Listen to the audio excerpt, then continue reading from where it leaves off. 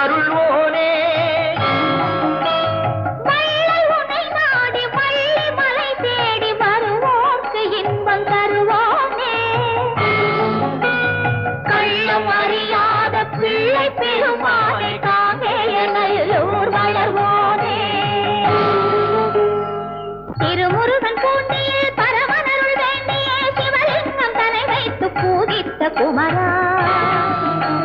தென்சேரி மலை கண்டு நெஞ்சார துதி போட்டு அஞ்சாதே என அபயம் தருகின்ற அமரா